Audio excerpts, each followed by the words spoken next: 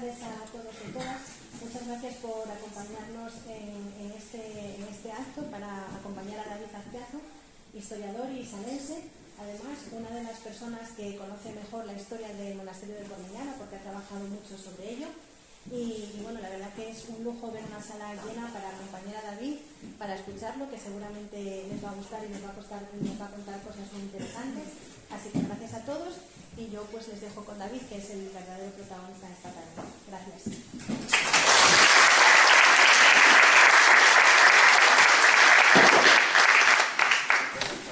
Pues bueno, muchas gracias a todos por venir, que después del chaparrón que cayó hace un momento, pues se agradece.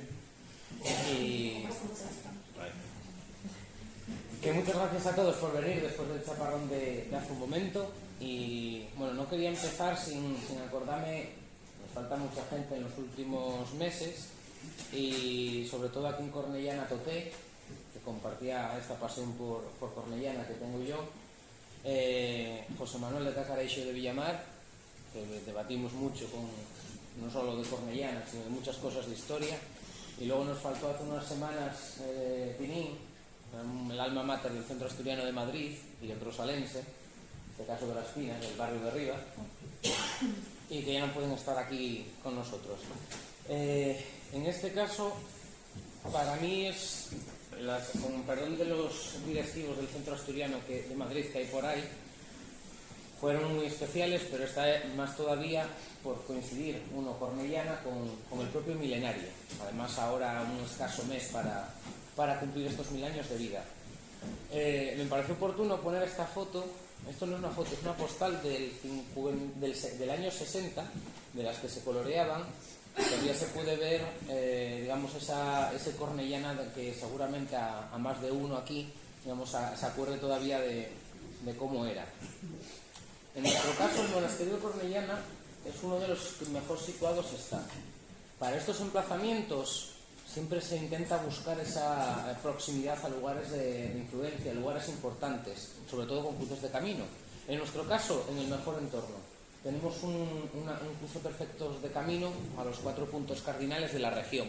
Por un lado, a ese centro de la región con la capitalidad en Oviedo, hacia la costa con esa bajada a Pravi hacia Avilés, hacia Galicia con el camino primitivo de Santiago, que resulta fundamental tanto para las Asturias de ese momento como para las Asturias de ahora.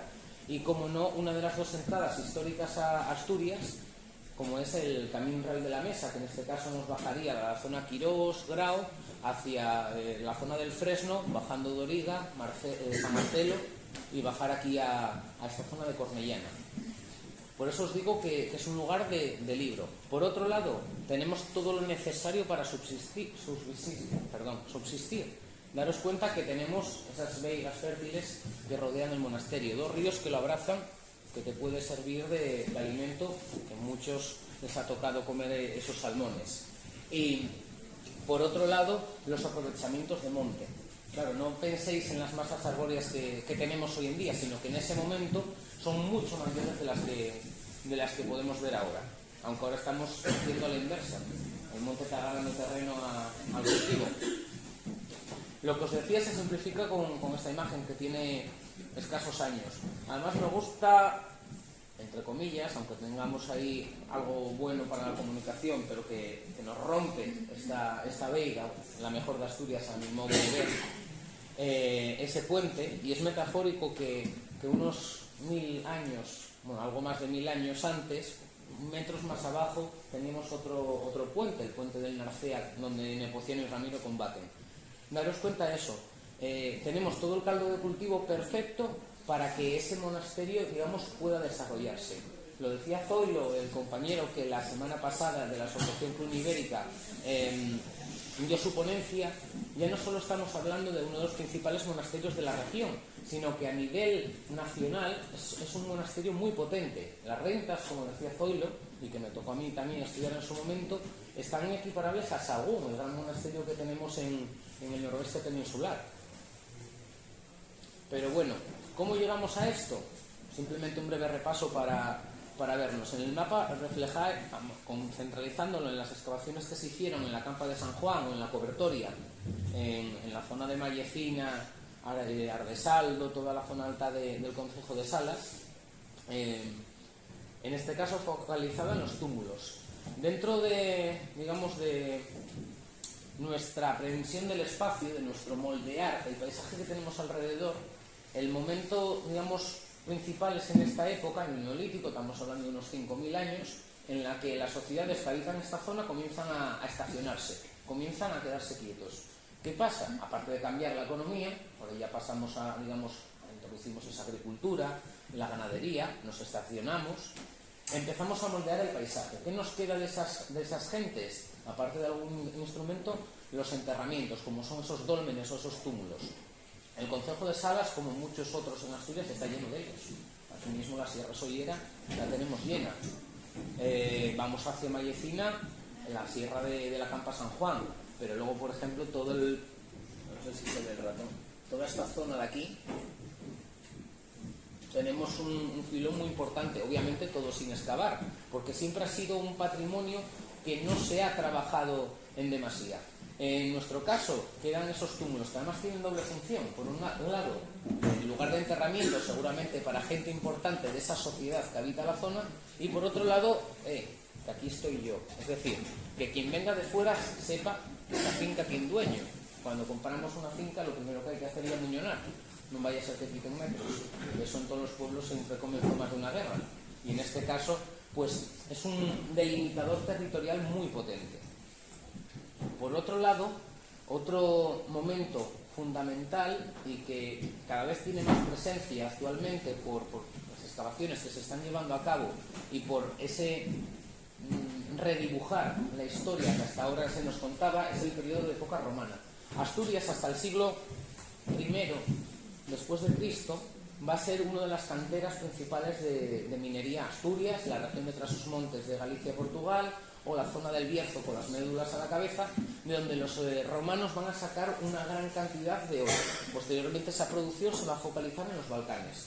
En nuestro caso, 2000 años después, seguimos teniendo oro en nuestro concejo, y en este caso canadienses, no romanos, siguen sacando ese oro en la zona de Carles, Boinas, los concejos de Salas y Belmonte. ¿Qué nos queda de esa época? Pues en este caso, a pesar de que tenemos difusión de castros por todo el concejo, uno de los más interesantes a mi modo de ver, fuera de esa minería aurífera, sería el de las Cogollas de Linares por su monumentalidad y su alejamiento de ese foco extractivo, el Espeñigal en Casazorrina o Santana. Son todos los que hay jalonando el río Narcea. En este caso vemos cómo se está controlando todo el valle. Los castros son poblamientos fortificados en zonas altas que te permiten mucha visibilidad y un control total del territorio. En ese caso vamos cruzando de Cornellana hacia la Ría Miranda y vamos teniendo castros por todos los lados, que eso es fundamental. Y en este caso, esta foto en blanco y negro que tenéis aquí es la famosa estela de Talabo, que se encuentra, bueno, ahora mismo tenemos en dos ubicaciones. Por un lado tenemos un pedacín pequeño que podemos asistir todos a él, que está en el Museo Arqueológico de Asturias en Oviedo, y el otro pedazo, el mayor, lo tenemos en el Pito, en Cudillero, en Casa de los Elgas. En este caso podríamos conseguirlo para Cornellana, sino para el Campillo, para el monasterio, ahora que se restaure. Hace muchos años se encontró esta estela en la zona del Castiello. El Castiello, por eso me gusta tanto la toponimia, no hay que pensarlo mucho. En este caso una zona, un castro, ubicado en una zona muy estratégica con un dominio total del valle. A esta se sumaría la estela de Berisso de la zona de Salas, de la zona de Ablaneda concretamente, Ablaneda-Godán, y una tercera que no sé por qué, bueno, sí sé por qué, pero bueno, no vamos a tirar hoy piedras contra ninguna institución. En este caso se encuentra una tercera hace muchos años en la zona entre Doriga y el Castiello, la zona de Moratín, en la que dos señores muy conocidos en Asturias pues vienen un día por 600 de excursión al concejo de Salas, compran y por 4 duros una piedra al paisano y llevanla para Oviedo. Esa piedra ahora mismo está en manos privadas en un sótano, pero sería una tercera estela prerromana del concejo de Salas y con un referente enorme para todo el noroeste peninsular. ¿Por qué? Porque en ese caso ya aparece un togado dibujado. Me refiero a un togado, un paisano o un un paisano, una paisana, no sabemos, porque tampoco lo puede ver mucha gente, en el que ya está vestido a la manera romana. Es decir, ese estadio ya sería la segunda o la tercera generación. Siempre se dijo que en Asturias no había romanización. Y así. ¿Qué pasa? Hay una romanización diferente al resto de la península, porque aquí no tenemos las grandes civitates. ¿Qué pasa? Con los yacimientos que se están excavando en los últimos años, y por ejemplo pongo el ejemplo que podéis visitar todos en ¿cómo se dice? En el verano, cuando comienzan las excavaciones, es Lucus Asturum, en Lugo Llanera, que tenemos al lado de la Morgal. En este caso, aunque al arqueólogo no le gusta hablar de una gran actividad, estamos hablando de un poblamiento muy grande, en el que ya aparecen unas termas, ya aparece una serie de edificios que te está hablando de cierta enjundia del poblamiento. Para nuestro caso es importante porque tenemos ese camino real de la Mesa que serviría en su momento para sacar todo ese oro de ese eje extractivo del Monte Salas y que cruzaría toda esta zona. Por eso esos castros, porque tienes que controlar que esas perras que van para Hacienda, digamos, vayan bien. Lo que os decía, esas vías de comunicación son fundamentales para el desarrollo de toda la vida. Daros cuenta que incluso a día de hoy muchos pueblos su morfología está ligada a esos caminos. Pongo el ejemplo más conocido, que Mieres del Camín, está desarrollado en torno a un camino, o Las Pinas, por ejemplo. Cuando no hay niebla se ve que hay toda una calle muy grande. En nuestro caso, en torno al año 1000, época de fundación de Cornellana, las masas arbóreas cubren todo, porque no tenemos una economía vinculada al cultivo, o no en demasía, entonces no está roturando las tierras. ¿Cómo tienes esas comunicaciones? El río. El río va a ser fundamental en su momento. Por eso hablo de esos caminos neolíticos convertidos en caminos auríferos, porque estás utilizando los mismos caminos continuamente. Es más, si cogemos la red radial de carreteras del Estado, se solapa perfectamente con la red de caminos romanos de la península. Solo que a veces pues intentan hacer una carretera por donde no tienen que hacerla. Por ejemplo, la de Mondoñedo o la de Zorrina con Arroyo. Eso creo que lo sabemos todos. En nuestro caso, ya en la documentación recogemos que esta zona tiene una presencia, vamos a decir, administrativa del poder bastante notable, porque ya en el siglo IX tenemos puentes, tenemos estratas públicas, tenemos una serie de caminos que van articulando, van vertebrando nuestro territorio. En este caso, lo que os mencionaba, esa vía romana que nos recoge Ptolomeo, que va de Lucus Asturum, Lugo de Llanera, a Lucus Augusti, al Lugo gallego. Estamos hablando que está todo muy bien controlado, que tenemos una estructura, en este caso de carreteras, un diario bastante importante y sobre todo conectado con otro elemento de población importante como es el Flavium Avia, la zona estaría antes de que Silo asiente la corte en Praga. Y uno de los elementos fundamentales de esas aguas, estos lodos, pero en este caso positivamente, ahora Asturias está apostando, desde el 2016 concretamente, por un elemento que ahora nos parece fundamental, que es el Camino Primitivo de Santiago. A veces nos equivocamos mucho en llamar Caminos de Santiago a otros itinerarios, ahora todo el mundo quiere tener el Camino de Santiago, porque, como decía Fernández Conde, el catedrático de medieval, hasta el siglo XIII la gente va por donde puede. Si no tienes el camino, pues vas cruzando por donde puedes. ¿Que llegas a las casas del puente y no puedes pagar el pontazo? Pues cruzas a nado o en barca o por un vado que te permita el río pasar al otro lado. Y ya estás haciendo camino. Por eso hay muchos concejos, fuera de lo que conocemos a día de hoy como camino primitivo o camino francés, camino del norte, como camino francés o camino de los franceses, porque veían pasar a uno de fuera y encima ya lo achacaban directamente a Francia. Como cuando yo hacía las rutas, me decía Claudio de la Barraca, que ya no está con nosotros tampoco el hombre, tú cuando traigas a esos madrileños, las procedencias eran de todos los lados, pero él los asociaba a Madrid. En este caso, ese camino primitivo para nosotros es fundamental porque cruza de punta a punta el Camino de Santiago. Y es más, hace más años todavía que deberíamos tenerlo, digamos, más entre algodones, porque va a ser fundamental y está siendo fundamental. En nuestro caso, está reciclando todo ese diario anterior. Vamos solapando un diario con otro. Y pongo siempre el ejemplo, cuando era pequeño llegaba hierba Moratín y bajaba el tractor en plancha, cargado de hierba, porque pillaba unas llavanas muy, muy pulidas, muy... me pasará allí unos cuantos añinos.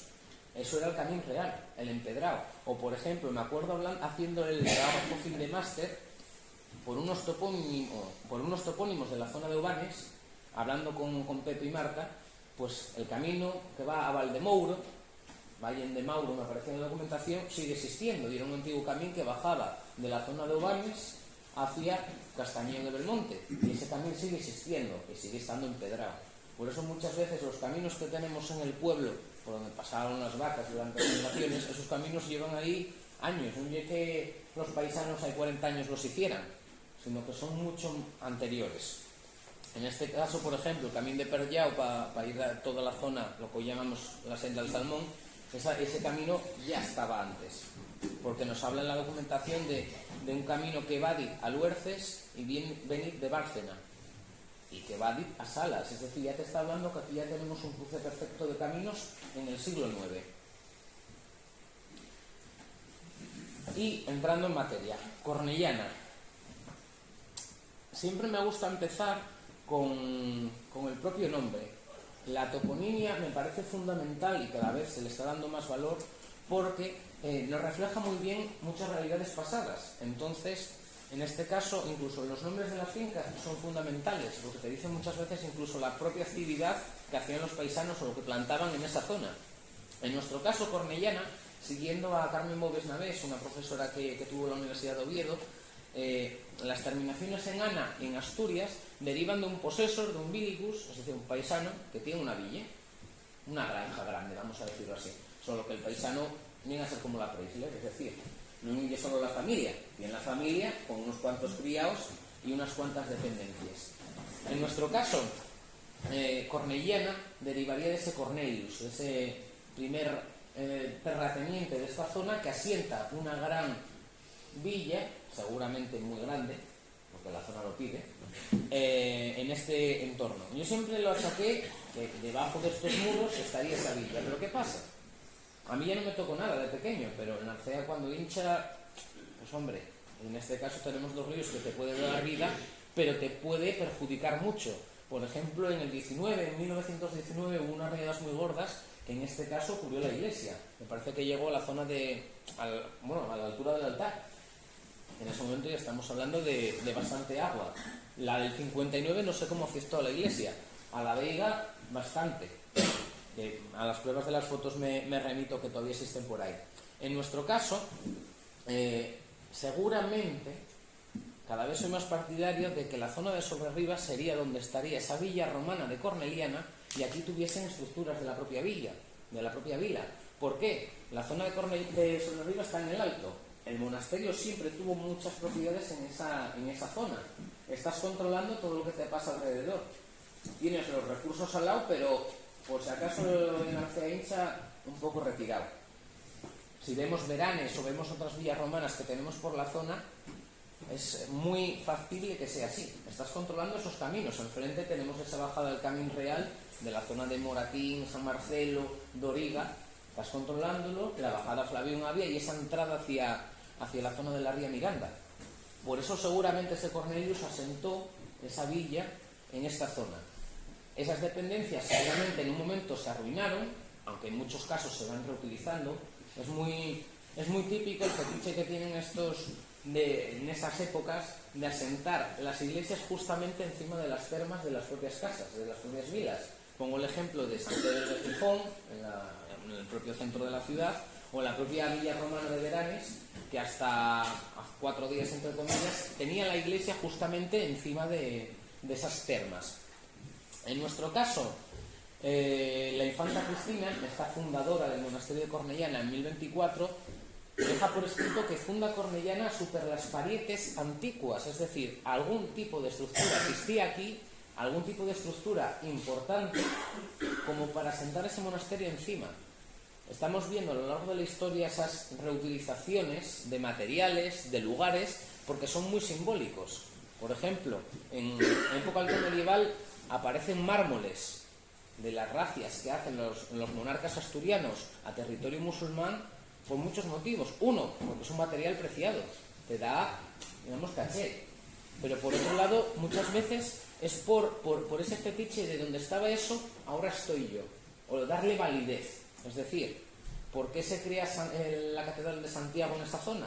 Porque tenemos unos hechos mitificados hasta la saciedad en la que tenemos que sentar ahí esa catedral.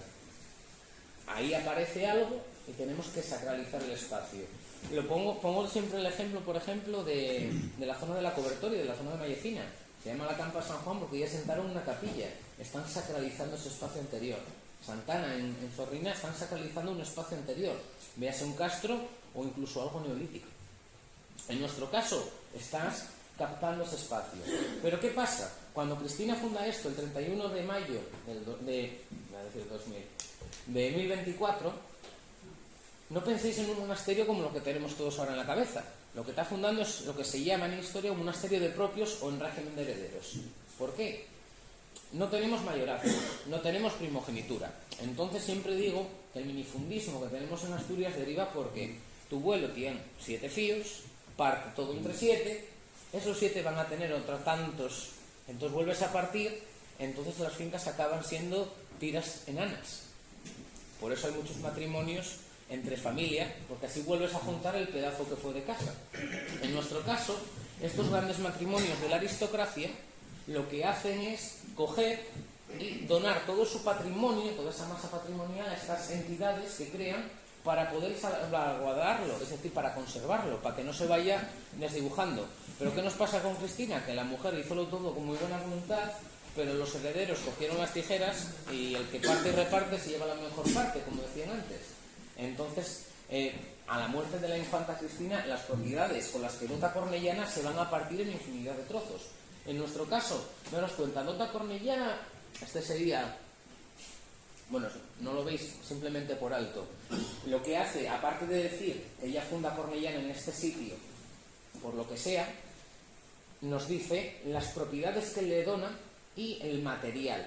Estamos hablando que gracias a esto también es lo que se hablaba en la historiografía asturiana en el siglo XX y ahora en el XXI, de que sería un monasterio dúplice, es decir, que pudo acoger también comunidad femenina, como Santa María de la Vega en Oviedo.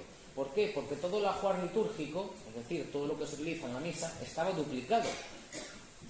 Entonces, nos habla de que, primero, se dota con 13 iglesias. Obviamente, todas las iglesias están por el entorno. San Pedro de Soto los Infantes, en Fresneo puede que hubiese otra iglesia, Santa Eufemia, un San Juan, que pudo ser el San Juan que es la iglesia, o otra iglesia que es en la zona, porque nos pasa que el monasterio está dedicado a San Salvador, pero la vocación de la iglesia de San Juan cambia. Y es más, en Cornellana tendríamos un tercer ente religioso, por así decirlo, que sería otra iglesia que es San Martín, en la zona del Baoño, en la zona de donde nació aquel hombre que tenemos por ahí de gafas. En ese caso, San Martín, durante mucho tiempo, cuando se hablaba en la documentación del San Martín, siempre se asociaba a San Martín de Salas, al San Martín prerrománico que tenemos todos en la cabeza.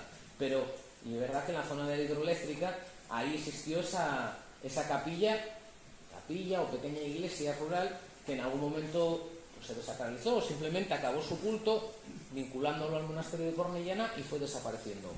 Lo que os decía, cálices de plata, capsas, cruces de plata, los paños, servicio de mesa, o por ejemplo los libros religiosos, o por ejemplo vacas, yeguas, pécora promiscua, digamos animales un poco de todo, mulas.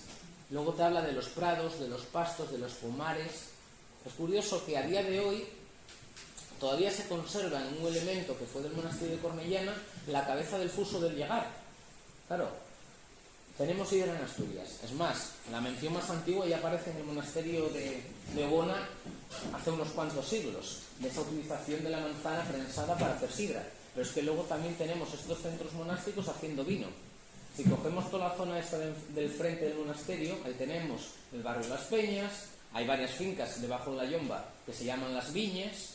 Entonces seguramente tendríamos ese cultivo, que en algún momento se fue perdiendo, para vincularnos a otra cosa, y que en este caso todavía se conserva esa cabeza del fuso del Llagar. Estamos hablando de una piedra, pues será de alta así, es un cubo perfecto de piedra con el agujero en medio, que se pueden ver muy bien en Doriga,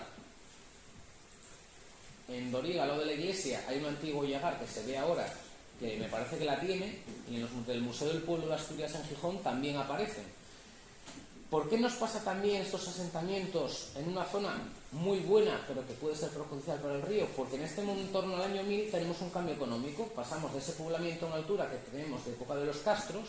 Muchos de esos castros se estaban utilizando hasta época alto medieval, siglos 8, 9, 10, 11, pero muchos se dejan de usar. Entonces pasamos de esa economía más dedicada a la ganadería a una economía dedicada al cultivo. Ahí es cuando se comienza a hacer una de las primeras grandes deforestaciones para poder conseguir esas tierras de cultivo. Es decir, lo que hoy nos parece un pecado plantar una veiga, en ese momento era todo bosque. Comienzan a raturar, comienzan a ganar cultivo. Lo que decía, ahora estamos al revés. Ahora está el monte ganando terreno a las casas. Siempre pongo el ejemplo de ir a casa a mis vuelos, de subir de abajo del parador arriba a colinas, que toda esa zona, y a mí ya no me tocó tanto, pero era todo prado. Y ahora está el monte debajo de las ventanas del baño de las casas. Y esto está pasando en esa zona y está pasando en todos los pueblos. En nuestro caso, ese asentamiento baja este valle y comienza a florecer, digamos. Que el problema es, como todo, ¿qué es primero?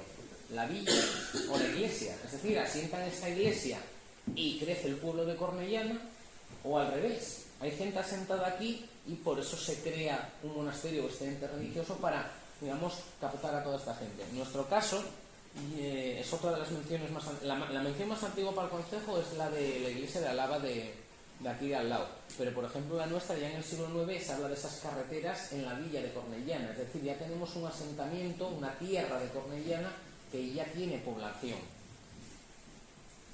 Que, como os decía, a la muerte de Cristina damos al traste con todo. Entonces va a pasar más o menos un siglo en el que esas propiedades de Cornellana van desdibujándose, van fragmentándose, y va a ser un bisnieto de esta infanta el que decida reunificar y refundar el monasterio, Suero Bermúdez y la esposa, Enderquina Gutiérrez. ¿Qué nos pasa con Cristina? Seguramente todos los de Cornellana escucharon la historia de la osa. Tenemos la puerta de la osa, el emblema en las fachadas.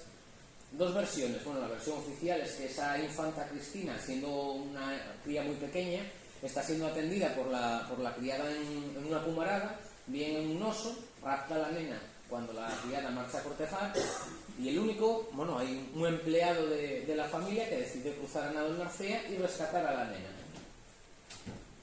En ese lugar se construye Cornellana. Siempre se va a necesitar este tipo de elementos, este tipo de historias para explicar a la gente por qué tenemos esto. Eso es fundamental. En el caso de Corias, la iglesia que le aparece a Piñol, al criado de Piñolo y Albonza, bajada desde el cielo. Aunque me gusta más hacer el paralelismo con la propia Roma. Rómulo y Remo, los fundadores de Roma, amamantados por una loba. En nuestro caso, la osa amamantando a esa infanta. El problema que tenemos es que Cristina sí va a venir a Cornellana, sí va, teóricamente, seguro, a morir aquí, pero Cristina no nace aquí. Cristina es hija del rey Bermudo II de León y obtiene Cornellana por su marido, por el infante Ordoño.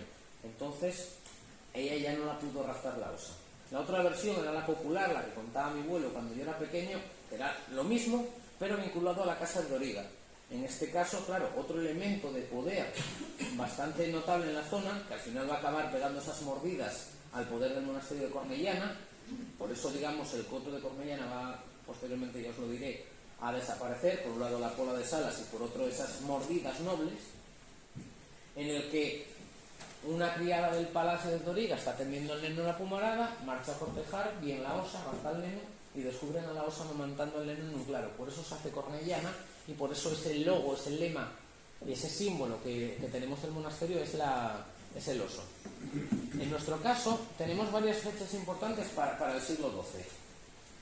1120, bueno, la que me tocó a mí es la de 1126, pero tenemos 1122 y 1128. El otro día Zoilo os habló de ellas porque son fundamentales para entender la importancia que va a tener después Cornellana.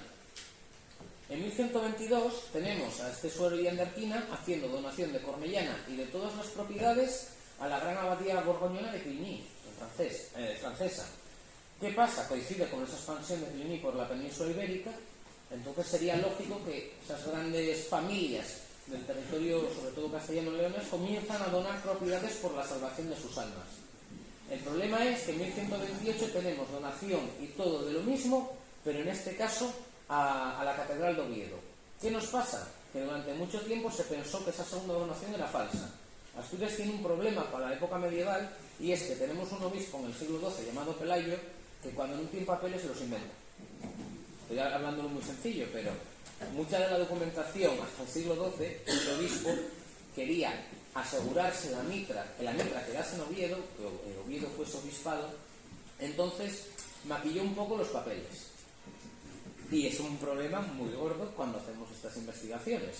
Pero se ha visto que esta donación es verdadera. ¿Qué pasa? Lo que mencionaba Zoilo el otro día y que luego lo comentaba yo con él. Lo donamos todo a Cluny, pero Cluny, en el momento que tiene la escritura en la mano, te dice algo así como muchas gracias y cierra la puerta al salir. Entonces, por eso se hace esa segunda donación a Oviedo, pensando, son los de casa, van a seguir dejándonos manejar esto. ¿Por qué? Estos monasterios de propios o en régimen de herederos, tú lo donas todo, pero oye, mientras vivas, el que corta el bacalao es el señor de la familia. Y es más, tú tendrías unas habitaciones, unas dependencias reservadas, es decir, vienes a un resort. Te van a pagar las rentas, van a controlar tus propiedades y encima mandarte techo y cama y comida cuando desees. En el caso de Suero tiene algo muy importante, y es que está muy ligado a esa monarquía del momento, primero con la reina Urraca y el esposo Raimundo, pero posteriormente con Alfonso VII, rey de León, va a tener una cercanía total que va a redundar en el poder que alcance Cornellana, sobre todo por las propiedades. En nuestro caso, daros cuenta, desde la zona de Cabuñana a Leo son unos dominios que controla este conde. Entonces, como este matrimonio no tiene hijos, decide entregar todas esas propiedades para la salvación de sus almas. Siempre vamos a tener esa coletilla en la documentación medieval de estas grandes familias, al monasterio. ¿Qué pasa? Está todo muy partido. Un siglo desde que hace esa fundación su bisabuela, va a encontrar que las propiedades están fragmentadas entre todos los familiares, monasterio de Corias y 1000 entidades más. Daros cuenta, sobre todo por la zona de Villazón, va a estar comprando fragmentos de propiedades de la iglesia de Villazón continuamente. La 12ª parte de la iglesia de Villazón, que es de fulano de tal. Entonces, por medio de compras, permutas con los primos, cambia propiedades que tiene en Galicia y compra, digamos, las de dentro, para hacer un todo bastante considerable, porque obviamente tienes que mantener con unas rentas este monasterio. ¿Y qué pasa? Como lo mencionaba Zoilo el otro día, la donación que al final va a tener valor va a ser la de Cluny, y es más, se sabe que durante el primer siglo, después de esa donación de 1122, va a haber un control o una influencia cluniacense bastante potente, porque en el abadologio, el nombre de los abades, son todos nombres francos, es decir, tienes esa conexión, que tardaría, como decía Zoilo el otro día, días, Cluny, Cornellana, pero sería una conexión bastante directa. La otra fecha que os decía es la que me tocó a mí trabajar cuando empecé en la carrera, que es la de 1126, que se concede coto a Cornellana. ¿Qué significa eso? El rey, por ser rey, tiene una serie de privilegios, de potestades, y en este caso, en determinados momentos, va cediendo, sobre todo a laicos, o en este caso a entes eclesiásticos, esas prerrogativas que tiene por ser rey. ¿Qué pasa? Durante mucho tiempo se pensó que era una debilidad, es decir, como el rey no puede hacer frente a una serie de problemas, pues dice, oye, mira, que te doy, vas a ser el más jefe del pueblo, te doy esta serie de potestades a cambio de que me apoyes en esto. Sobre todo en esta época, que lo que estamos haciendo es bajar esa frontera hacia el sur. El rey tiene que estar centrado en esas guerras, entonces tienes que dejarlo de casa, digamos, un poco controlado. En nuestro caso, no es una posición de debilidad de la monarquía, sino que simplemente practicidad. Oye, mira, tú ya te conozco, vas a controlar esta tierra mientras yo me dedico a otras labores. Entonces, lo que hace Alfonso VII, para mí es un premio a Suero y a la propio monasterio de Cornellana, es conceder el coto al monasterio. Es decir, se acota, por medio de unos topónimos o de unos elementos geográficos potentes, una serie de territorio en torno, en este caso, al monasterio, en la que, el abad, por ser la cabeza del monasterio, en este caso va a ser el juez. obviamente van a acumular las máximas tierras posibles dentro del coto, porque así tenemos señorío territorial y jurisdiccional. Siempre ponía el ejemplo yo en las visitas que hacía al monasterio, que les va a pasar mucho a los de la zona de Ablaneda y Godán, que van a quejarse continuamente ante la justicia de Salas del monasterio, que pertenecían a la justicia del monasterio y no a la de Salas, al ente público, porque ese abad era juez y parte. Es decir, tú tienes un problema con tu casero, pero es que el juez es tu casero. Entonces, obviamente, el juicio ya sabéis cómo iba a salir. Y en este caso va a pasar, habitualmente en la documentación medieval de Cornellana, se va a ver muchos esos pleitos, y sobre todo lo que os decía, de la zona de Ablaneda Godán, van a querer ir continuamente a la justicia del rey, a la justicia de la villa de Salas, para desligarse, digamos, de esa parte imparcial que sería ese propio abad. En nuestro caso, calculé unos casi 50 kilómetros cuadrados de coto. Estamos hablando de 50 kilómetros cuadrados en torno al monasterio de Cornellana. Aunque no veáis en el mapa el dibujo del concejo, estamos hablando de un fragmento bastante importante del concejo de Salas. Salas se formaría con el coto de Labio que compran los vecinos en el 17, el coto de Soto los Infantes, las propias tierras dependientes del castillo de Salas, de la familia propietaria, y del propio coto de Cornellana. Estamos hablando, digamos, que sumaríamos ese puzzle, y una de las piezas importantes sería esta. Daros cuenta que cierra, digamos, por la zona de Villazón. El Narcea va a actuar de delimitador fundamental por este lado de aquí, y que más o menos la frontera con lo que hoy sería Candamo y Pravia sigue siendo, y Grau, perdón, sigue siendo exactamente la que teníamos en esa época.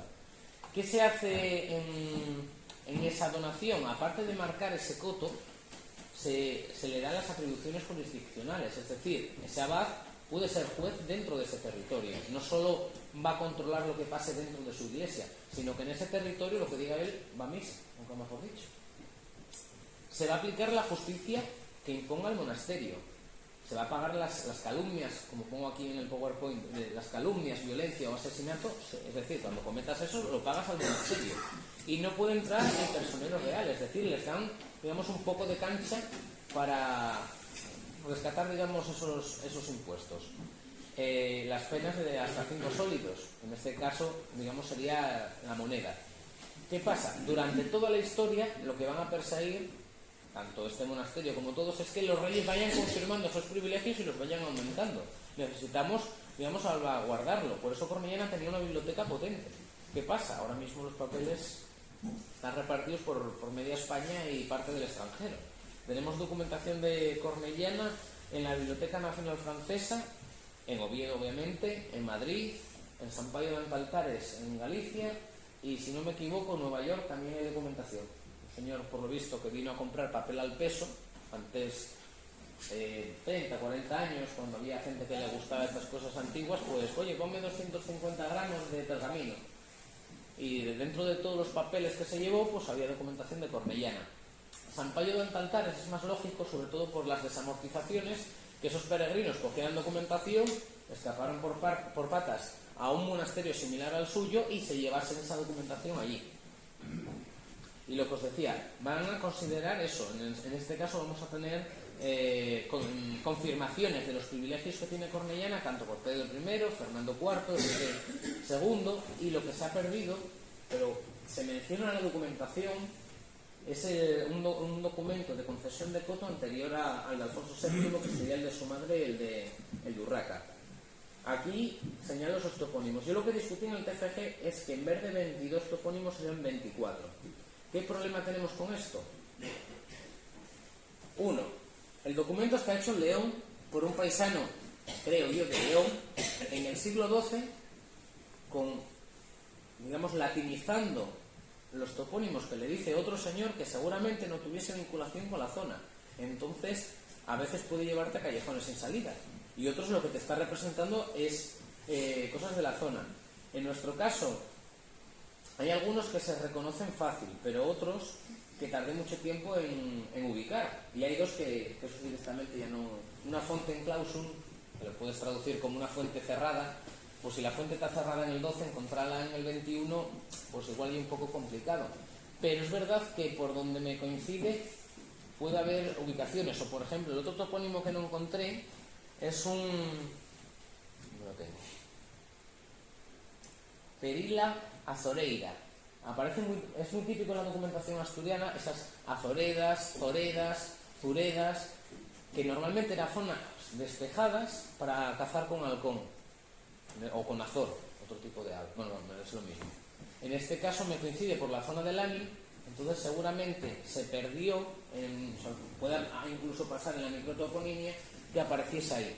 Pero por ejemplo, este comienza con el Barbatín, es lo que llamaban al Regueiro Luerces. ¿Qué pasa? Sigue siendo el límite administrativo con el concejo de Pravia, lo tenemos aquí al lado.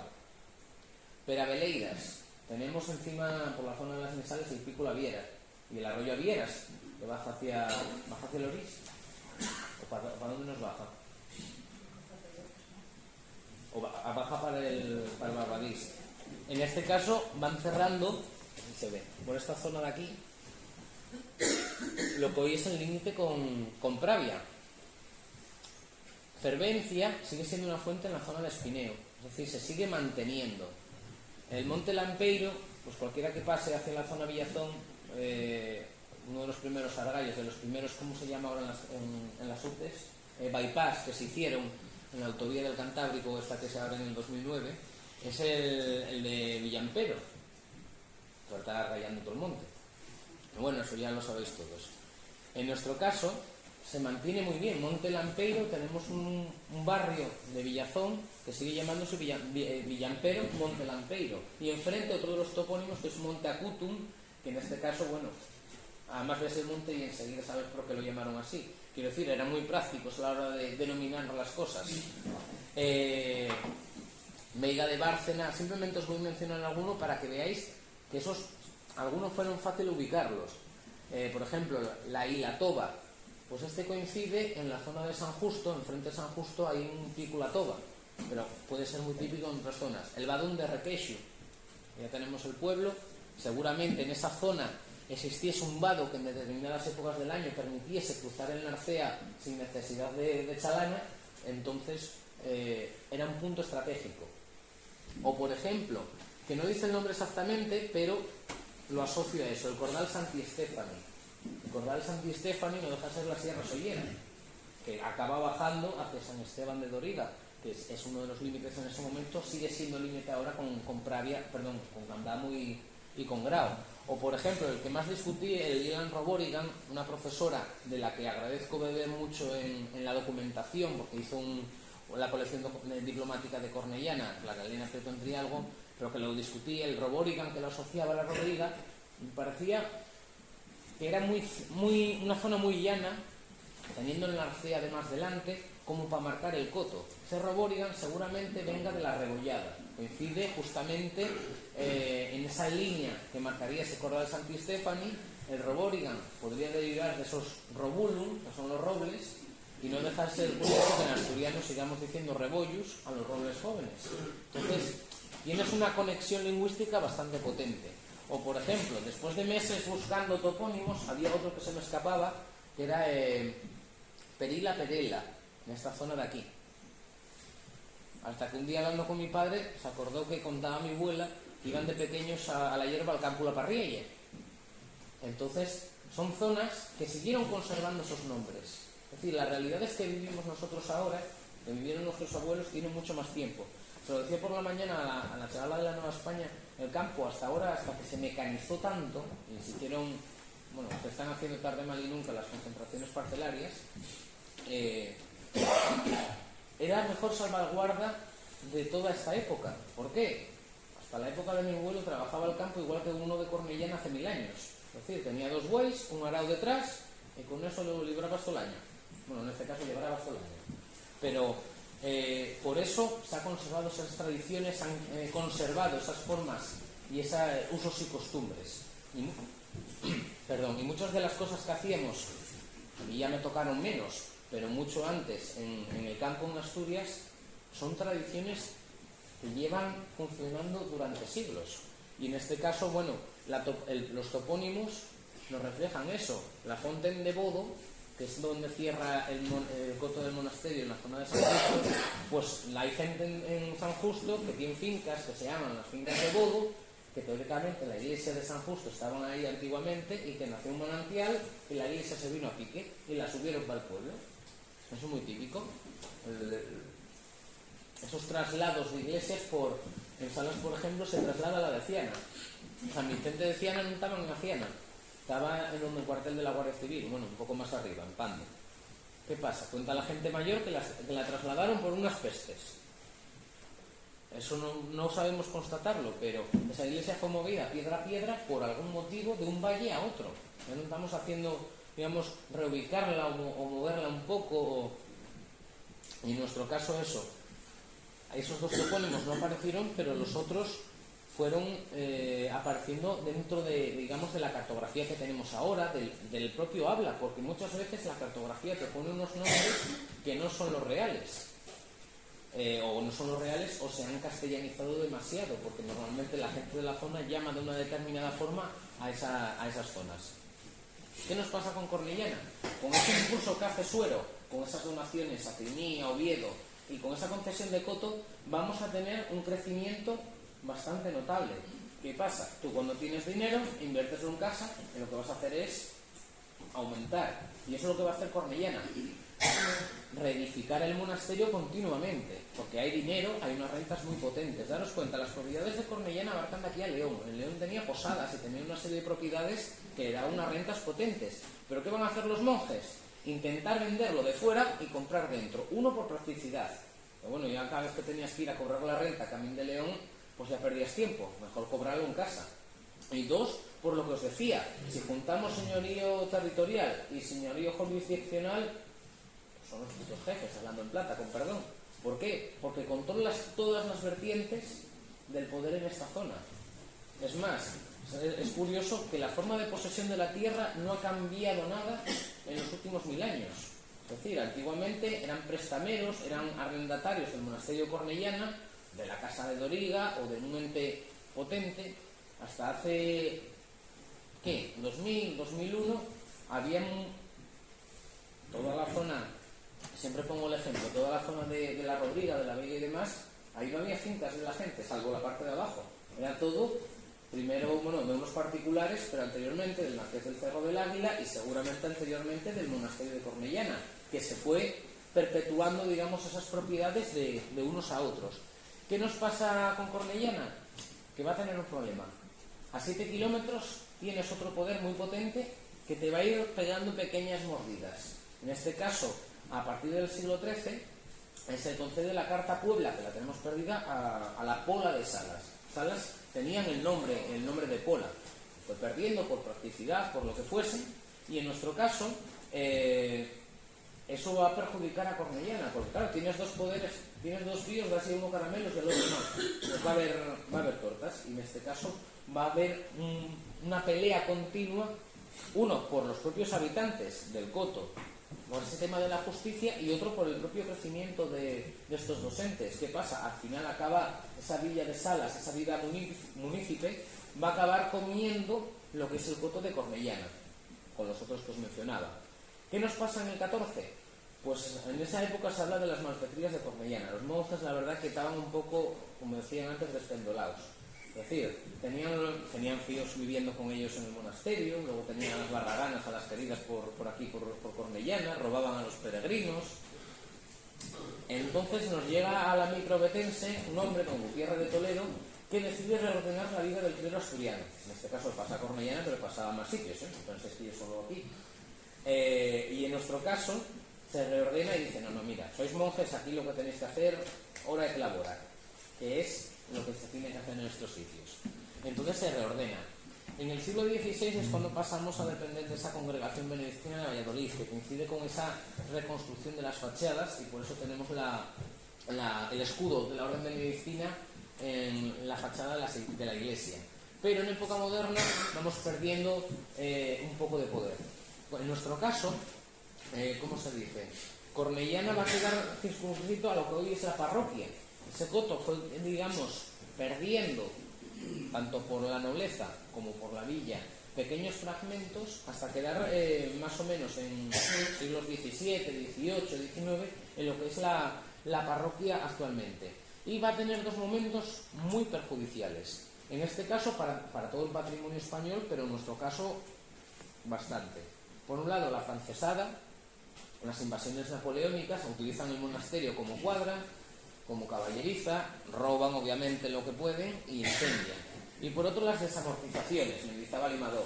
¿Qué nos pasa este tipo de bienes? Pues bueno, como todas, una política que en la teoría es muy buena, en la práctica va a suponer para el país el desmembramiento del patrimonio. En este caso, el monasterio se vende por partes. Todas las casas estas de la zona, las fincas y demás pertenecían al monasterio. En ese momento se desamortiza, se va vendiendo por partes. Es cuando se instala una mantequera dentro del monasterio, luego posteriormente lo compra un señor de Grau, el arzobispado vuelve a comprarlo y entonces se va pasando una serie de hechos que lo que hacen es perjudicar, en este caso llevar al deterioro y al posterior abandono del monasterio. En nuestro caso, después de la guerra civil, Vigal sí iba a restaurarlo, pero bueno, todos sabéis el estado en el que estaba hasta hace 4 días. Aunque, préstame decir que a día de hoy podemos ver ya las orejas al lobo, y en este caso es al lobo de la restauración, después de más de 30 años esperando, en ese lavado de cara que se está haciendo fuera y que seguramente por dentro también sea importante. Quise poneros este mapa cartográfico, este mapa, porque me parece muy guapo y cómo refleja algo que seguramente hasta hace 4 días era así. En este caso, a mitad del siglo XVIII, la Casa de Origa, los monjes del monasterio, hacen este plano para representar las defensas que hacen en el río Narcea. ¿Qué pasa? A día de hoy muchos de la zona todavía tienen esas defensas dentro de las fincas, todavía se pueden ver esas escolleras. Es más, los que vayan al área recreativa, ahora que está Prado muy guapa, allí todavía se conservan las escolleras antiguas, porque el río se fue moviendo. Ahora al hacer el paseo de Cornellana, pues el río para aquí no se mueve, pero el cauce natural del Narcea venía de este lado. Es más, todo el que suba por la senda del Salmón, cuando llega a la zona a la zona de, bueno, lo que en los mapas aparece con otro nombre, la zona de Vistalegre y demás, va viendo las chamargas, va viendo la zona del río, que aquí que está la letra muy pequeña, en esta zona lo llaman la madre antigua del río. Es decir, el río iba por este lado, posteriormente con las crecidas va moviéndose, pero como decían los de antes, el río aunque cambie va a buscar el cauce original. Pase un año, pasen 3, pasen 5, entonces van a ir continuamente, van a ir comiendo esa tierra hasta buscar, digamos, salida. En nuestro caso, aquí está representado el monasterio, más o menos lo representan bien. Este edificio de aquí con una pequeña cruz, pues seguramente no, lo que nos está representando es el albergue de peregrinos que tendríamos allí en De la Ponte, al otro lado del puente del Nonaya. O por ejemplo, aquí ya tenemos las primeras casas de Cornellana representadas, que seguramente fueran de la zona del Baoño, es decir, por aquí ya tendríamos a Pepe el Molín correteando, por lo menos. Sí, hombre, sí, ya estabas ahí, implantando fabas. Y nos aparece también otro edificio con esa pequeña cruz. Es decir, aunque el dibujo lo hiciesen alzado así rápido, ya están representando una realidad. Ya nos permite ver más o menos qué están dibujando. Se dibujan los hórreos y las panelas. Bueno, en este caso hórreos. Es decir, estás dibujando lo que estás viendo. Y por eso van apareciendo pequeñas cosas. Esta isla en el medio, en Narcea eran 3 en 1. Digamos, esos 3 cauces antes de dragar el río y, digamos, hacerlo uno. Las casas del puente, Marcel, todos los topónimos, que muchos de ellos se siguen manteniendo a día de hoy. La zona de la Rondiga, la Vega Cazucho, eso se va manteniendo. Y aquí ya estamos hablando de 200 años para atrás, pero esto viene de mucho más antiguo. En nuestro caso, ese entronque del Narcea con el Nonaya va a ser fundamental. Prado del Monasterio lo conocemos todos. Quiero decir, ahora hay un prado solo donde tenemos ahora las carpas para la Capenastur, pero las carpas y toda esta zona de aquí, pero es que eso eran 50.000 lotes, porque antes tenías esos lotes, esos longueros, que eran nada, unas parcelinas que entraba el buey metiendo la barriga un poco para adentro y nada, llegaba al final y acababa de llabrar. En este caso, esas propiedades se van a comprar continuamente. porque aunque la misma familia lleva ahí 4, 5 o 6 generaciones, muchas veces son contratos por vida, es decir, tú lo compraste, pero tu filosofía cuando le toque a él heredar tiene que volver a comprarlo por otras vidas o por otros foros. Entonces vas a estar pagando continuamente. Ese sistema hasta hace 4 días va a seguir manteniéndose, porque, con un ejemplo, en mi casa en 1915 compró mi bisabuelo una finca en Moratín, pagando en bueyes. Tenía 2 bueyes de color pardo de 4 años, uno llamado Bribón y otro Arrogante, como los yates de Juan Carlos, la verdad. La verdad que los nombres pensólos muy bien. ¿Qué pasa? Bueno, valían, me parece que ponía el documento 1000 pesetas. 1000 pesetas en el año 15, pues ya sería un riñón. Si vendía el tractor que tenía, que eran esos bueyes, y que había más bueyes en casa, pues compraba un paisano de los Fornos, pero cada año tiene que pagar unas eminas, me parece que eran unas eminas de, no sé si era estándar, al Palacio de Doriga. Porque una cosa y el dominio útil y otra cosa el dominio directo. Por eso de esa época para adelante, muchos de esta zona libraban de la mili, porque iban a peonar al Palacio de Doriga. Por eso siempre decían que otro de Salas, corto de talla. Porque bueno, que podía, pues intentaba librar. En este caso eso, por eso la cartografía también nos permite, digamos, recomponer esas realidades anteriores. En cuanto a esa evolución de Cornellana, en la zona del ábside, ahí se encuentran restos prerrománicos, seguramente coetáneos a Cristina. Vas reconstruyendo. En el caso de Cornellana, yo lo siento mucho, no soy imparcial, Coria es muy grande, pero tuvieron la buena suerte de que se les quemó todo y había dinero y volvieron a levantarlo. Por eso conocemos el Escorial asturiano. ¿Qué nos pasa a nosotros? Perdimos la vida, esa vida útil del monasterio mucho antes, pero tenemos 1000 hojas históricos, es decir, tenemos partes de todas las épocas. Desde esa parte románica del monasterio, que serían esos ábsides y un claustro inicial románico en los accesos y la torre, vas aumentando, vas construyendo. ¿Hay dinero? Venga, invierte. Es más, el claustro de Cornellana sería más cuadrado y más pequeño. En un determinado momento se demuele, se hace uno mayor. Y posteriormente en el tiempo lo que hacen es darle una segunda altura, que sería lo que tenemos a día de hoy. ¿Qué hacen con la piedra anterior? La reutilizan. A ver, tontos no son. ¿Para qué voy a ir al Leroy Merlin si tengo la cantera aquí? Con esa piedra lo que hacen las 2 fachadas de la iglesia, las 2 torres. Es más, en una de ellas todavía se sube a día de hoy, bueno, antes, cuando estaba abierto, y se encuentran restos de piedras labradas de ese claustro románico. Se mantienen los 2 accesos del claustro, el de la iglesia y el que se accede por la fachada principal. Tendríamos la puerta de la Osa, que sería de esa época, aunque remontada en el 18, y yo soy partidario a que esa puerta estaba del otro lado, es decir, no estaba en la plazuela donde está el albergue. ¿Por qué? Porque cualquier viajero, cualquier peregrino que viniese a Cornellana, la primera imagen que tendría de Cornellana no sería la casa del Lelo el Caminero, sino sería el monasterio, es decir, el ábside y la torre. ¿Por qué? Porque el acceso era por atrás. No teníamos el puente de aquí. Se entraba por las casas del puente, por esa bajada del camino general de la Mesa, cruzabas hacia la zona de Vista Alegre, por ahí, donde acabaría ese puente, y lo primero que verían sería ese triple ábside y la torre. Esa torre que serviría de marcar la vida de la gente de la zona con esa campana que con el paso del tiempo dio la tradición del campano de Asturias, por avisar de la pesca. Lo que os decía de la toponimia, que es tan importante, es muy típico en la documentación de estas donaciones que se mencionen piscarias, molinarias, es decir, el ajuar de propiedades de estos entes. Molinos por aquí tenemos a morir, perdidos, pero tenemos. Praos y pumares y demás también. Pero esas piscarias serían zonas acotadas para la pesca del monasterio. ¿Qué pasa? Cogemos el camino de subir al año y tenemos una piscaria. Es decir, seguimos teniendo un caserío que se llama La Pesquera. ¿Qué pasa? Por esa zona pasaba la madre antigua del río. Entonces seguramente hasta ahí, oye, el salmón aquí no me lo toques, que lleno esto. Entonces tenían un aprovechamiento total de los recursos de la zona. Con esos recursos lo que hacían era reconstruir ese monasterio. Y en este caso eso, van a aumentarlo y dotarlo de una serie de dependencias bastante potentes. Hacia el lado de sobre arriba, yo creo que ahí el monasterio era mucho mayor. Y es más, me contó gente mayor de aquí, que el monasterio era mucho mayor y que en un determinado momento habían tirado una parte para aprovecharlo para huertas.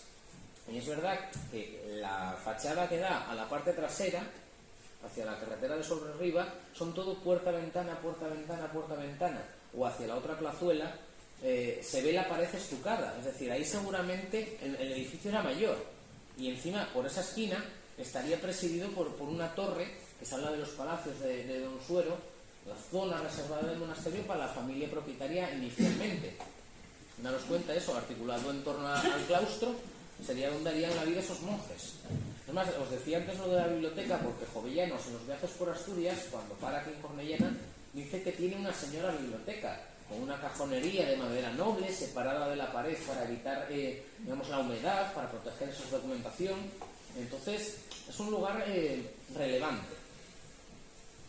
En nuestro caso, bueno, esta imagen que tenéis aquí la conocimos durante mucho tiempo, ahora poco a poco va cambiándose, y lo que tenéis aquí es una de las tejas que apareció en el monasterio que está en el Museo Arqueológico de Asturias, en Oviedo. ¿Qué pasa?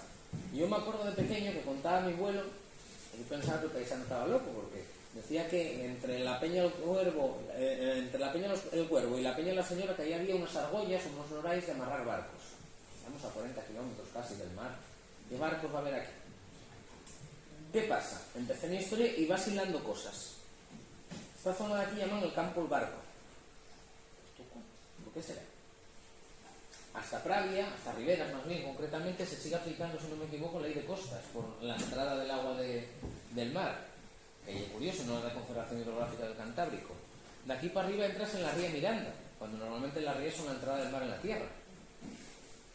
Luego, cuando se hacen, ¿cómo lo diría? Bueno, voy a decirlo sencillo, como las obras de reparación de la techumbre y desaparición de la madera del monasterio, aparecen tejas con barcos dibujados, es decir, los telleros que están trabajando aquí, haciendo esas tejas artesanales, están dibujando algo que están viendo en la zona. Y en este caso, lo que nos representa aquí, aunque se vea un poco mal para los de atrás, sería esa barca con la vela. A ver, no penséis en la Pinta de la Niña y la Santa María subiendo en Narcea por de Pravia para arriba, pero era navegable. Entonces, en este caso, daros cuenta que Cornellana, por ejemplo, me parece que es a partir del 16 o 17, en la Baz, va a hacerse también con el coto de Ranón y con el coto de Luerces. Entonces estás controlando el Narcea de aquí a la costa, es decir, tenías puerto en la costa y además Yepes, si no me equivoco, registra que Cornellana tiene puerto. En la zona del Baoño había un puerto, el puerto de San Antón, si no me equivoco se llamaba. Entonces era donde, es más, en el 18 en una casa en Cornellana se conservaban, esto estaba registrado, recibos de desembarco de mercancías en el puerto de San Antón en la villa de Cornellana. Es decir, utilizaban esa autopista fluvial que es Narcea como vía de transporte. Y no es baladí, hablando con gente de la zona, en Narcea se bajaba la madera embalsada. ¿Cómo era? Según convenía de San Juan de la Arena o San Esteban de Pravia, claro, según se portara el río, la madera te quedaba de un lado o de otro. Entonces se bajaba por el río, en el año hacían noche en Casa La Balsa, que sigue conservándose ese topónimo, y continuaban hasta el mar, para luego cargar esa madera surtera para las cureñas de los barcos, si no me equivoco. En este caso, todo eso va a ser una riqueza para Cornellana, por eso es un monasterio monumental, porque va construyéndose y va aumentándose casi en todos los siglos. Luego también es curioso, hace un siglo el reloj estaba al revés, donde están las campanas estaba el reloj del monasterio y las campanas estaban del otro lado, y seguramente lo cambiaron simplemente por practicidad, estaba mucho más visible, se veía desde los caminos que circunvalaban el monasterio. Y sería muy bueno recuperar la melodía que tenía el monasterio, el reloj. Yo me acuerdo de pequeño todavía de estar segando en el Prado de Camilo, aquí al lado de donde están las carpas ahora, y escuchabas esa melodía, o al otro lado del río. Entonces, es un elemento fundamental, porque cuando no tenías el móvil, articulabas la vida de los pueblos con esas campanas, en este caso con la melodía del reloj. Y entonces ya sabías cuándo tenías que ir a segar, cuándo tenías que ir a dormir y cuándo tenías que ir a catar, porque hacías toda la vida con ese sonido. En este caso el interior, hacia la zona del ábside, donde ahora está la capilla de los Dolores, que cuando yo era pequeño era la capilla del altar de Bello, hizo un pequeño cambio. ahí se ve la fractura de esa iglesia románica a los posteriores añadidos. Aquí creo que se veía, bueno, aquí no se ve porque está de lado, pero en esta zona de aquí, la piedra que se ve ahora sin estucar, esa parte es esa parte románica con el triple ábside sencillo, pero digamos que se corta y se aumenta la iglesia. Por lo que os decía, dinero lo inviertes en casa. En Cories, por ejemplo, cuando hicieron las excavaciones, a ver, no pudieron cargarse más hasta que vieron lo que salía allí. Estaban haciendo un parking y de repente sale la iglesia románica del monasterio. En el otro lado del monasterio, en el parking de lo que hoy es el Parador Nacional, se conserva ese triple ábside en los cimientos, porque allí quedó fosilizado. Aumentaron el monasterio, pero en ese caso sin reaprovechar la iglesia anterior. En nuestro caso van aprovechándola. Por dentro, lo que os decía, hacia la zona entre la puerta de la sacristía más o menos y la zona de la capilla esta lateral, es donde empieza a verse ese cambio de fábrica. Primero hacen unos sillares de piedra muy buenos, esos van a quedar vistos. Pero lo otro, utilizan regodón del río, tienes 2 ríos alrededor, entonces utilizas cosas sencillas, es decir, los tucas, lo caleas. En este caso, las propias bóvedas las tenemos policromadas. El verde no es natural, bueno, sí es natural, es mofo que fue criando la iglesia con la humedad. Uno de los grandes problemas que tuvo el monasterio, que se discutió hace muchos años, fue la propia carretera que va sobre arriba, que lo que está haciendo es romper los drenajes naturales del monasterio. Claro, si el edificio es esto y la carretera va aquí, o le haces las soluciones posibles para drenar el agua que va a caer ahí, o lo que vas a hacer es meterla todo para adentro, que es lo que estuvo pasando durante muchos años. Y en este caso, el interior, como veis, es muy monumental. Incluso estos últimos años, dentro del desastre y de la ruina que era el monasterio, era precioso. Eso sí, luego salían las palomas de los chirulos y entonces aquello ya parecía la peli de Hitchcock. Y esto es para que veáis el estado en el que fue cogiendo esa piedra, que esperemos que cuando volvamos a entrar, pues de eso vamos, para comer en el suelo. Y otro de los elementos de esa parte románica, tenemos 2 sepulcros en la zona de acceso entre la sacristía y el acceso del monasterio a la iglesia. En este caso eran lugares reservados para los propios integrantes del monasterio, o si había perras, pues ibas para adentro. Como los enterramientos dentro de la iglesia. Como ir hoy en día al Campo Amor, cuanto más pagues, más cerca del escenario estás. Pues en el caso del enterramiento dentro de la iglesia, pues hombre, no te cuesta lo mismo la entrada para la puerta que la entrada para primera línea, para donde nos sentamos cuando hacemos la comunión. Ahí ya pagas un poco más. En este caso, se habla que uno es un abad y otro es un caballero del siglo XII de esta zona, Menendo Nancy, que peregrina a Jerusalén, vuelve y él decide, cuando muere, ser enterrado en Cornellana. Y entonces tiene su sepulcro dentro del monasterio. Cristina, esa infanta fundadora de Cornellana, tendría que estar aquí enterrada. Encontrar la tumba igual es un poco complicado, o igual de los restos que hay en el sepulcro de dentro del monasterio serían de esta mujer. ¿Qué nos pasa? Con la acidez que tiene la tierra en Asturias sería muy difícil conservarlos si van en tierra directamente. Por esta entrada, por donde entramos todos al salón de actos, ahí tendríamos un primer cementerio de Cornellana, es decir, estamos platicando al tatarabuelo nuestro. ¿Qué pasa? Iglesia románica, cementerio al lado. Eso, impepinable. Todavía hay muchos pueblos que conservan ese cementerio pegado a la iglesia. ¿Qué pasa? Cuando esas sociedades van teniendo criterios higiénicos sanitarios, va sacando el cementerio, digamos, más lejos, o en ciudades, especulación urbanística. Si quitas el cementerio del medio del pueblo, vas a tener un espacio para construir muy gordo.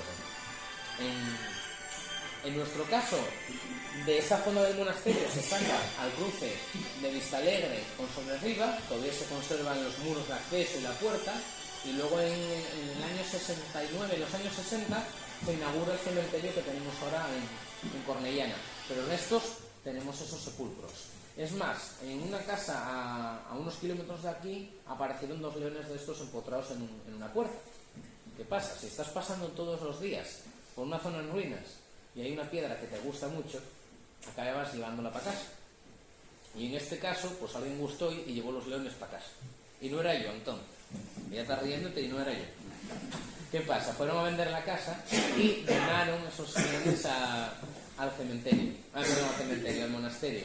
Y en este caso, Ceferino, antes de marchar, lo que hizo fue encargar ese sepulcro de mármol para los huesos de las excavaciones y meter los leones debajo para que no los llevaran, porque querían patas. Y yo conozco otro sitio a pocos kilómetros del monasterio que encima de un arcón hay otro león muy guapo. Claro, piensas, edificio románico en la zona que pueda tener estos leones que son pie de sepulcro, dices tú, pues blanco y en botella, Cornellana. Y en este caso seguramente se salieron de aquí. A alguien gustó y se llevó. Por toda esa ruina que fue, o simplemente hubo alguien de dentro del monasterio que vendió ese león, que eso es factible. Contaba una parienta mía que hace muchos años tuviera un párroco de la villa pidiendo en misa para alquilar un camión y llevar las campanas a fundir. Y en este caso es muy típico. Esta piedra a algún sitio fue. O por ejemplo la propia madera del monasterio, que yo sé de buena tinta, que se fue para otra comunidad vecina. Porque era madera muy buena. Encontrar castaño de más de 200 años tiene mérito.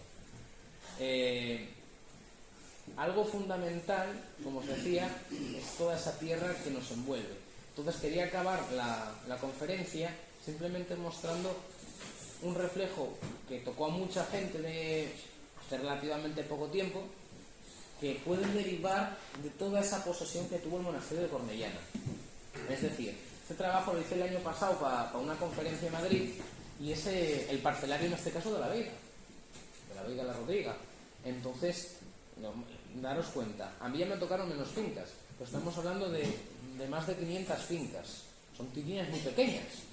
Para juntar todo eso, pues hombre, cuesta. En nuestro caso, seguramente se pagaba primero esas rentas al monasterio de Cornellana y posteriormente pues los siguientes propietarios pues fueron haciendo, digamos, el control de ese terreno.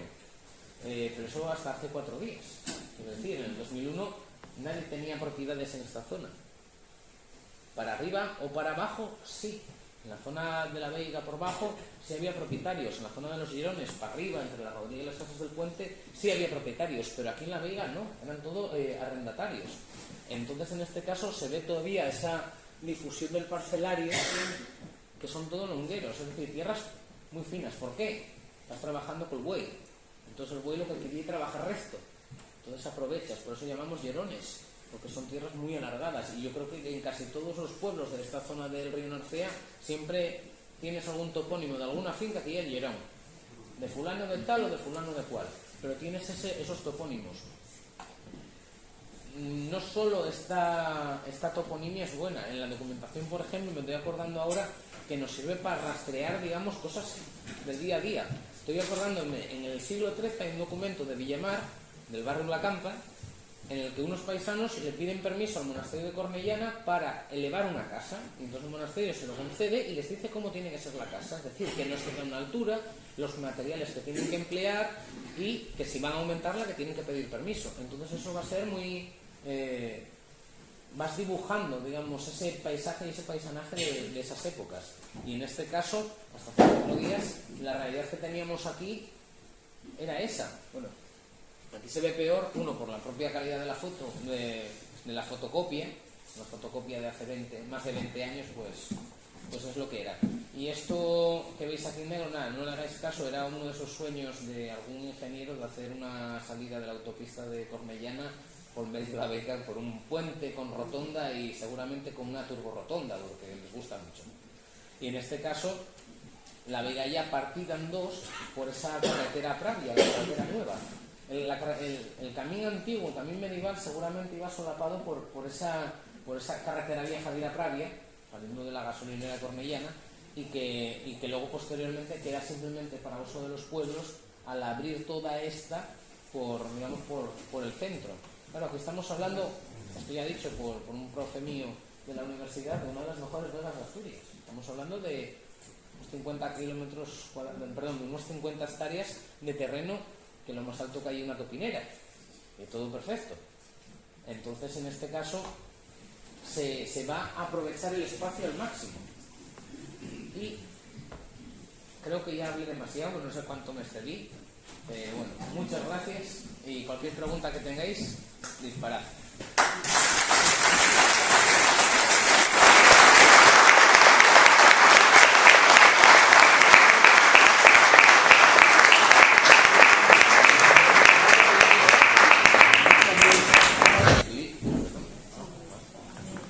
Bueno, muchas gracias a todos. Abrimos una ronda de preguntas. Si alguien quiere comentar algo o hacer algún tipo de pregunta a David, pues lo escuchamos. Son muy formales.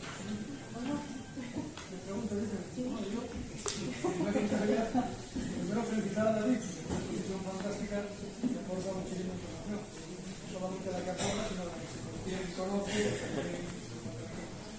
Y bueno, nada más apoyar, coincido con él en el enclave, la singularidad del enclave desde el punto de vista geográfico y natural. El enclave es un sitio privilegiado donde han sucedido muchísimas cosas. Yo, nada más he comentado en detalle, os he enseñado un pequeño plano. Este plano que os enseñaba, el fruto de un litigio está depositado en la Real Chancillería de Valladolid. Ahora, en los últimos años, en los distintos archivos y tal, se está digitalizando la información y haciéndola accesible, de tal manera que es posible acceder a ese tipo de información como esta, que no podemos acceder a esta. Y como consecuencia de toda esa digitalización y esa accesibilidad, pues van pasando cosas. Nada más por comentar una pequeña chorrada relacionada con el ámbito del monasterio de Cornellana. Buscando documentación relacionada con temas de pesca, hace unos años encontramos un documento por medio del cual se permite a unos individuos ubicarse en las arenas de playa. Es el permiso que se concede a los individuos para que por primera vez construyan una casa en aquel lugar, las arenas de playa, donde está el mismo San Juan de la Arena. Pero en aquella época, entonces llegamos al siglo XVI, aproximadamente, aquello pertenecía también al monasterio de Novedad.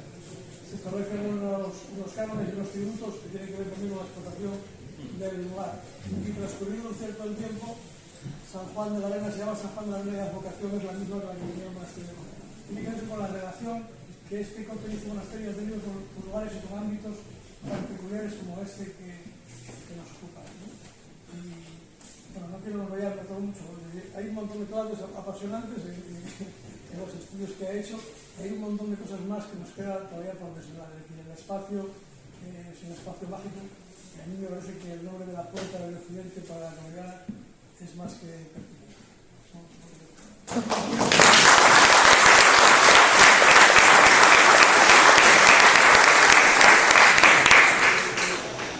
¿Alguna pregunta más? ¿Qué piensa el profesor de las obras que están en marcha? Porque me ha parecido percibir que en algún momento ha hecho alguna.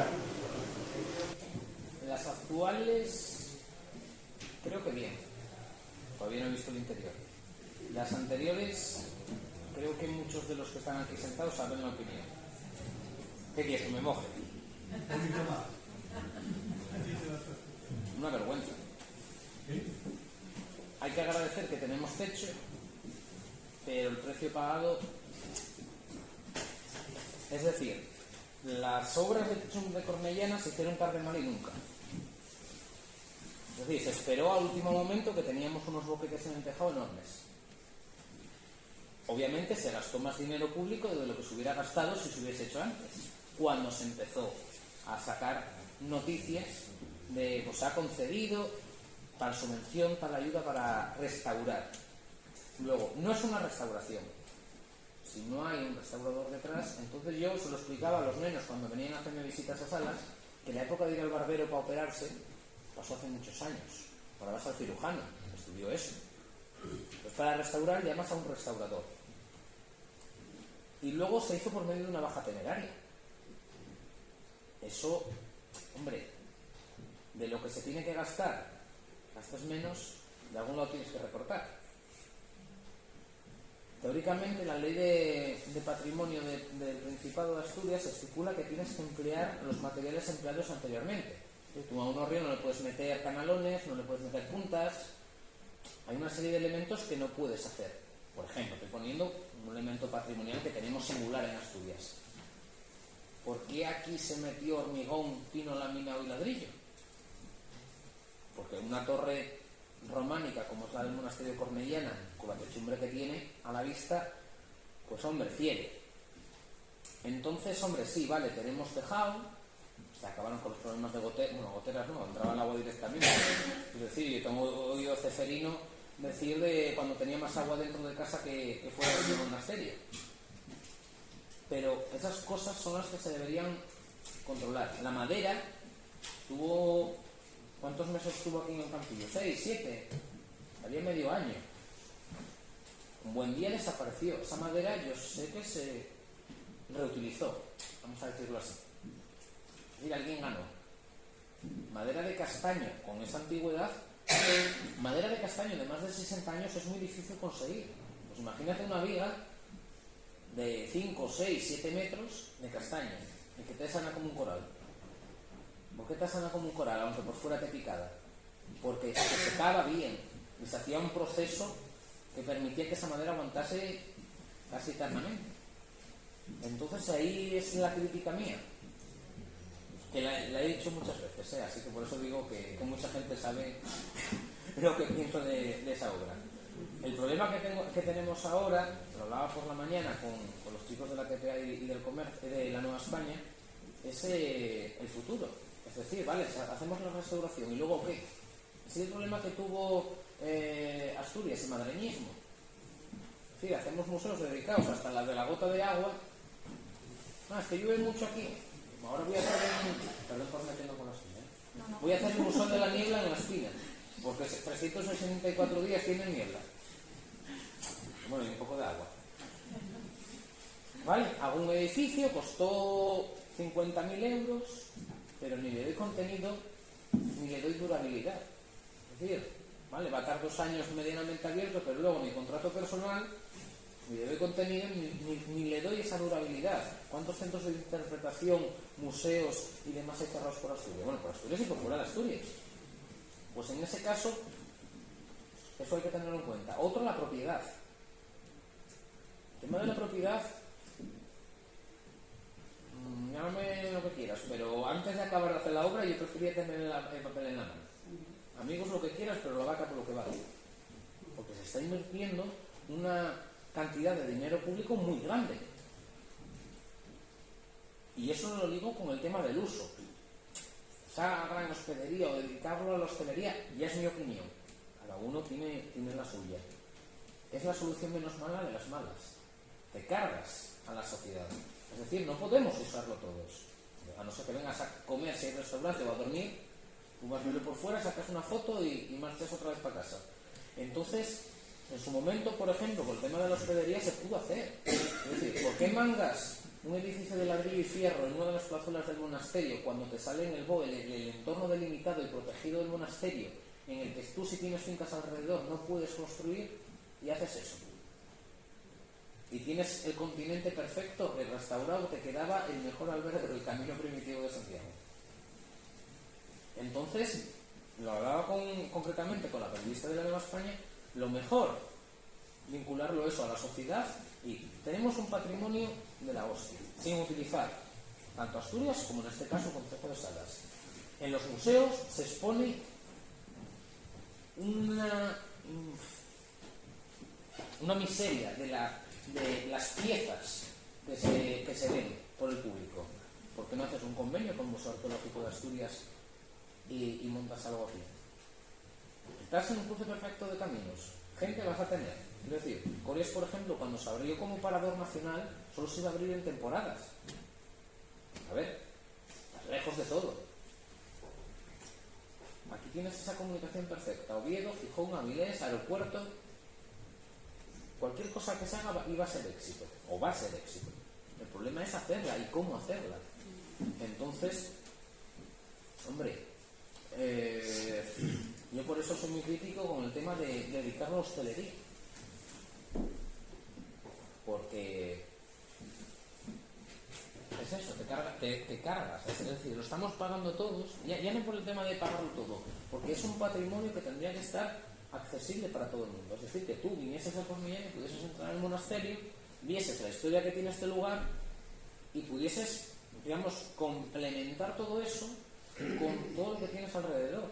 Es decir, tenemos minería de oro, tienes todo el tema prehistórico del concejo, porque además en todos los concejos tienes o castros, o túmulos, o dólmenes. Puedes meter incluso historia contemporánea, es decir, tienes todo el tema industrial de Salas, el tema ganadero y de agricultura. Salas bebió mucho de eso.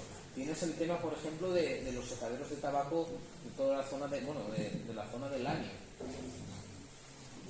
Desde los 60 se bebió mucho con eso. En los 60 plantábamos tabaco, ahora se plantan kiwis. Contar toda esa historia para la gente que venga de fuera. Para los de casa y para los de fuera, porque muchas veces no sabemos lo que tenemos por aquí. Por eso temas contaros. Preguntáis lo que queráis, podéis decirme lo que queráis. Si tenéis alguna duda, lo mismo. Seguramente me quedaron 50.000 cosas sin decir. Pero seguramente me van a ir saliendo. ¿Alguna pregunta más? Pues como dice Arturo, podéis ir entonces. Muchas gracias.